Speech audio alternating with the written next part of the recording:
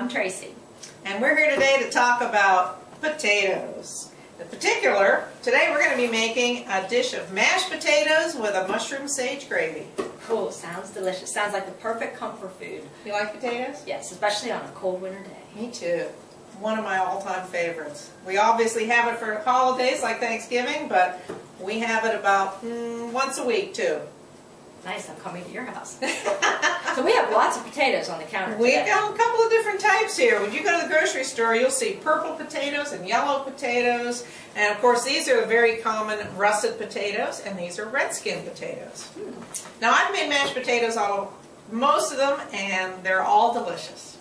So if you see potatoes on sale, grab them. You can make a wonderful mashed potato dish with them. How about this recipe though? So this one, I have a favorite. I'm going to use, today we're going to be using our russet potatoes because they make a wonderful fluffy and creamy mashed potato.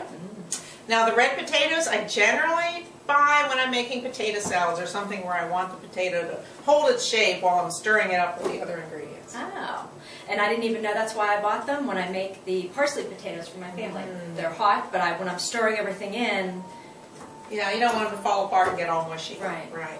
So today we're going to be using russet potatoes. But you know, I've talked to some people who have said, well, gee, I don't eat potatoes. They're fattening or they're not good for me. And what do you have to say to people like that? it's a real shame because potatoes have everything you need to live on with the exception of water and B12. They are a wonderful protein source. They've got fiber. They've got all the vitamins and minerals. And they've got the satisfying energy-producing carbs that we know are healthy for us. So I think we need to eat more potatoes. I'm with you. So let's get started. Okay. I'm hungry. So this is so easy. If you've made mashed potatoes in the past, and for all our omnivore friends out there, I know you're used to adding milk or cream or butter. Well, today we're not going to be using butter or any of those dairy products. Instead, we're going to make things creamy with a nice soy milk. And this happens to be my favorite brand because it's only got soybeans and water and nothing else, no funny chemicals. Nice. So all we have to do, we're going Want me to help? Yes, please. All right. We're going to chop up our potatoes just into some chunky sizes. Kind of like that. Yeah, kind of like this. And then we're going to put enough water in the pot to cover them with water. Now, if I make them too small, not a problem? That's not a problem at all. They might just cook a little faster. Cook faster. Okay. I'll get our pot. That's good.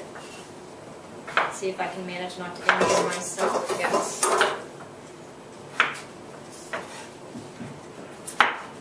Now here you see one that's got a little bit of a black mark on it. I'm just going to chop that off and throw that little piece in our compost bowl. Nice. We recycle everything, except the ones that fall on the floor. We'll leave that one for sale. Forgot about that. How long does it take to make this whole recipe, do you think? You know, we're going to cook the mushroom gravy at the same time that the potatoes are cooking, so the whole thing will come together in less than 30 minutes. Do you want all of these cut? Yeah. In fact, that's a good point. I tend to buy organic potatoes because you notice we're not peeling these, so the skin is going to be part of the recipe. There's vitamins and fiber involved in that, so we don't want to lose that. So since I'm using the skin, I try to buy organic, but you don't have to do that if that's not your thing. No injuries. Beautiful. There we go. All right, now all we do is cover this with enough water just to cover the potatoes, and we'll put it on to boil for about 20-25 minutes, and they'll be nice and fluffy and ready to mash. Great. Want We to do handle that, water? and we can get started on the next day. Sounds good. Cold water? Doesn't matter. Whatever comes out fastest. So while the potatoes are cooking, we can do our mushroom sage gravy. I love mushrooms. I've always loved mushrooms. And you were telling me the other day about some interesting nutritional facts about mushrooms. Absolutely. Most breast cancer tumors are estrogen receptor positive, which means they respond to estrogen. And what researchers found was in postmenopausal women with breast cancer tumors, there's not as much estrogen circulating around in their bodies, and they found that 70% of breast cancer tumors found the ability to synthesize their own estrogen from the testosterone in our body utilizing the enzyme aromatase. And what researchers found was a simple white button mushroom was the most effective aromatase inhibitor. and that just 5 white button mushrooms a day really helps to prevent the estrogen production that these tumors are attempting. So you never know when you're going to find some really effective. Fantastic. Well, these are the white button mushrooms that you'll find in the store. These already came sliced. I did rinse them off a little bit, and they're ready to go. So what we're going to use for this mushroom gravy, this is so easy. We're going to cook up the mushrooms until they get nice and soft and release their juices into the skillet. And then Would you like me to do that now? Yes, please. Let's do that. Do I need to add water or just put it in the skillet? Just put it in the skillet.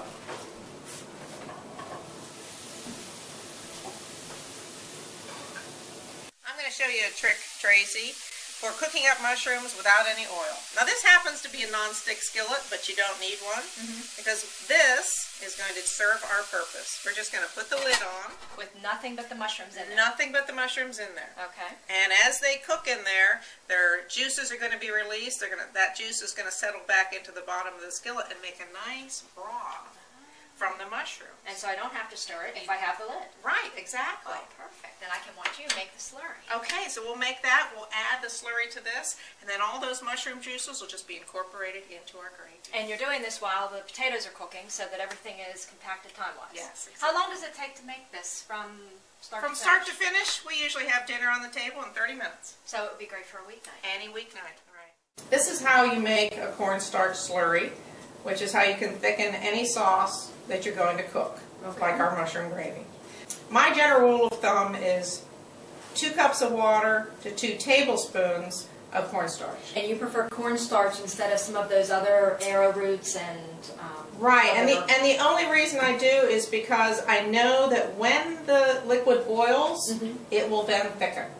Arrowroot is a little bit more fragile, and if you take it to the boiling point, then it can unthicken, and I'm just not that attentive to my cooking. And I'm not that good at cooking, so I think I better stick with the cornstarch.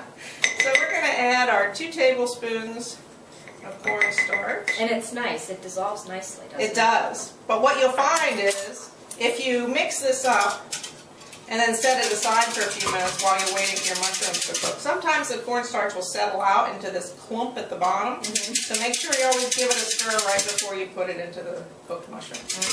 Alright? So that's it. This, once it comes to a boil with our mushrooms, is going to make a nice thick gravy.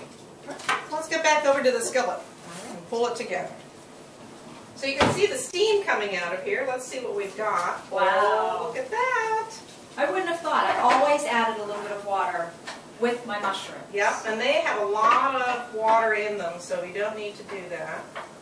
So now, let's add our slurry. A little stir at the bottom here to pick up anything that might have settled out.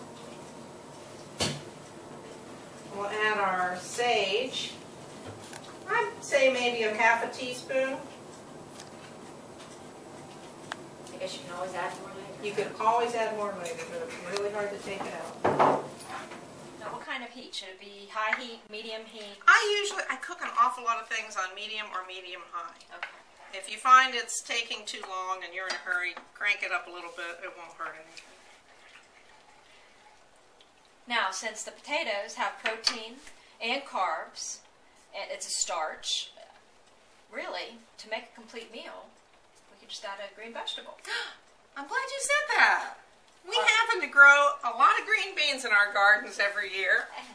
And there they are. There they are. So every fall in summer we're doing a lot of canning of green beans, so I pulled out one of our green beans. Now of course you can buy green beans canned in the grocery store, you can find them frozen. Do you have a favorite? I prefer frozen because even though fresh and frozen have been determined to be nutritionally equivalent, you never know how long it's taken from the green beans to be picked and travel to your grocery store and sit in your grocery store and then sit in your refrigerator, so it's just as easy and convenient to pop some frozen ones. I'm with you. Into the I microwave. use a good amount of frozen vegetables too. I can actually see this starting to get thick around the edges a little bit. See that little bit of thickness there? I do. See.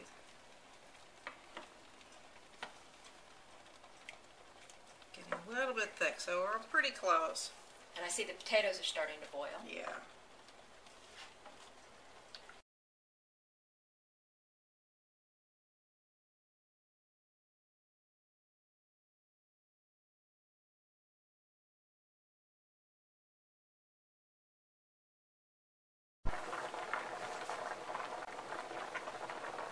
So I'm putting a fork in these. These are not quite fork tender. The fork is going in, but you do need a little bit more. They're still a little hard. A few more minutes and we'll be ready. So let's check our potatoes once more. And you can see when I stick the fork in, they tend to fall apart, and that's what we're looking for. And it doesn't matter if the skin falls off. Nope, Because it's going to end up in the pot anyway. When it gets mixed up in the pot or in the mixer, it's all going to fall apart anyway. So, good? That's great. We'll drain our potatoes.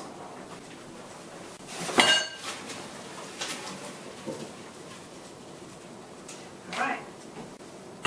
This is the most fun part coming up next. We're going to take these, we're going to put it in our mixer bowl. Now, how do you like to mash your potatoes, Tracy? I just have a hand mixer. Hand mixer, okay, that's good. I tried a stick blender one time, but the skins kept getting stuck in the tiny little blades. I can see that. So we've got our potatoes in here. Alright, now I'm just going to start it on low. I think everyone knows how to mash potatoes. A little bit. Now you can adjust as much soy milk as you like to get the creamy texture that you like. I start adding it until it starts holding together. I think on the recipe that I posted on the website, I had about a cup of soy milk.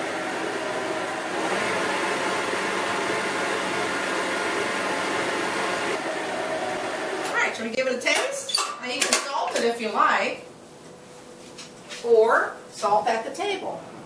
And when I'm making potatoes, I always like to use the unsweetened almond milk. Oh, good. It's going to be hot, obviously. Creamy? Very creamy. Good. All right. I think we're ready. All right, let's plate up our meal. So we have cooked up 3 pounds of russet potatoes and added some soy milk. Mixed it till it's nice and creamy.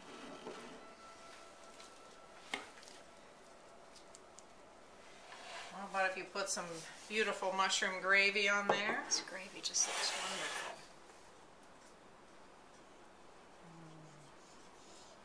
It thickens so nicely with that cornstarch. Nice and silky. Look at that. Oh. Beautiful. That looks fabulous.